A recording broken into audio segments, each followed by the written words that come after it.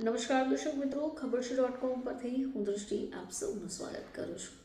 દર્શક મિત્રો, આપણા જીવનમાં ઘણા બધા એવા નિર્ણયો હોય છે જે આપણે યોગ્ય સમયે લેવા અને યોગ્ય રીતે લેવા ખૂબ જરૂરી હોય છે.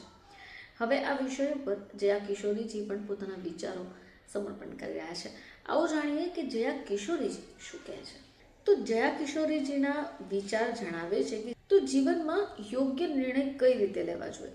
કોઈ પણ મહત્વપૂર્ણ લેવા પહેલાં 3 એવી બાબતો છે જે જયા કિશોરીજીના અનુસાર ધ્યાને રાખવી જોઈએ.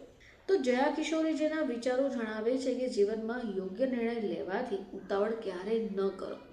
આનાથી ઊંધું ધીરજને સમજવું ખૂબ જરૂરી છે.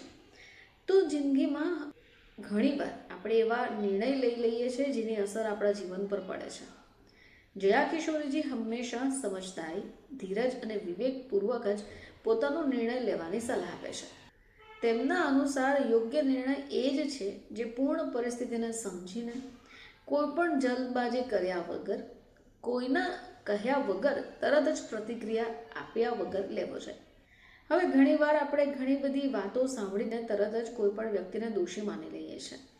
કોઈ પણ સ્થિતિ ઉપર ભાવનામાં વહી જઈએ અને તરત નિર્ણય આપી દઈએ. જયા કિશોરીજી કહે છે કે આમ કરવું એક તો ખોટી બાબત છે, પરંતુ ઘણીવાર આનાથી આપણને નુકસાન પણ પહોંચે છે. હવે આ જ કારણ છે કે આપણે મહત્વપૂર્ણ નિર્ણય લેવો જોઈએ. વિચાર્યા વગર કોઈને પણ દંડ ન આપો.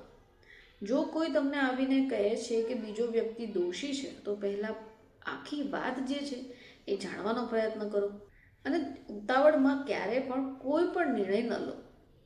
તો જીવનમાં યોગ્ય નિર્ણય લેવાની કઈ બાબતોનું ધ્યાન રાખવું જોઈએ. તો સૌથી પહેલાં વાત કરીએ આપણે કે જાણ્યા વગર અથવા તો આખી વાર્તા સાંભળ્યા વગર કોઈની પણ વિશ્વાસ કરવો ખોટી બાબત છે.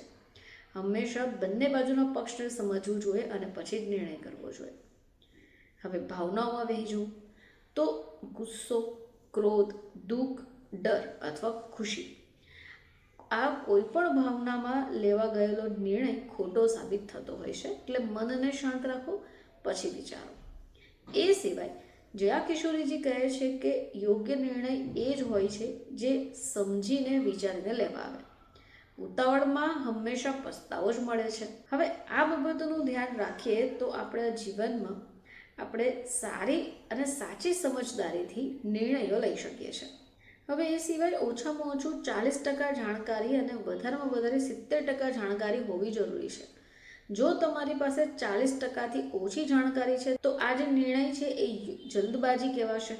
અને જો તમે 70%થી વધારે રાહ જોઈ રહ્યા છો તો આમ કરવાથી તમે અવસર ગુમાવી દેશો.